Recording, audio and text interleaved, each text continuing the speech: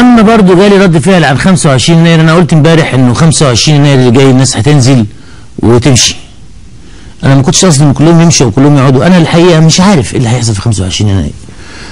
حتى هذه اللحظه ما فيش جهه اعلنت انها نازله تعتصم في ميدان التحرير. ما حدش يعرف ايه اللي هيحصل. الحكومه عملت اجراءات غريبه جدا كأن تتار جايين. اقفل البنوك، اقفل البنك المركزي، المكن اللي مش عارف في الشوارع خدوا منه فلوس ولا ما تاخدوش فلوس وما نعرفش يعملوا ايه. المدارس تاخد اجازات من بدري من قبلها. المدارس تخلص الامتحانات من بدري عشان لو حصل حاجه في امتحانات نص السنه ما تعطلش. انتوا متوقعين يحصل ايه؟ يعني انا عايز اعرف ايه المتوقع انه يحصل. يعني هيحصل ايه؟ مش هيحصل حاجه ان شاء الله. الناس هتنزل وتتظاهر وتعلن عن رغبتها في تسليم المجلس العسكري للسلطه في كذا في كذا في كذا في كذا. اراء هتتقال وخلاص. ايه ليه عاملين كده كانه التتار موجودين على حدودنا وهيخشوا من الاربع الصبح؟ الا اذا كان هناك شيء في نفس الله اعلم. دي حاجه. الحاجه الثانيه ان الشرطه النهارده بتطلع تصريح في منتهى العجب.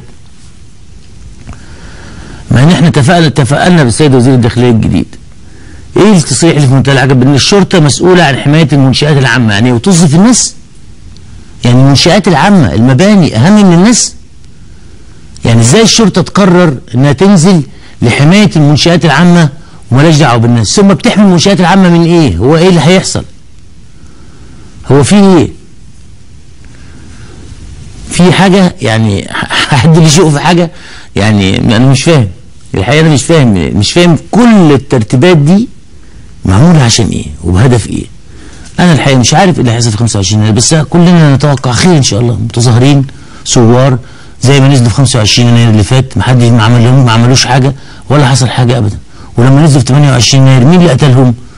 الشرطه هي اللي قتلتهم. هم ما قتلوش حد، ما عملوش حاجه. لو ما فيش شرطه هتقتل ما فيش مشاكل. لو ما فيش بلطجيه متأجرين ما فيش مشاكل. لو ما فيش بلطجيه مدفوعين من جهه هنا ولا من جهه هنا ولا من جهه هنا ما فيش مشاكل. لو ما فيش بلطجيه نازلين او ناس نازله في سي تاني غير زيها الاصلي برضه ما فيش مشاكل.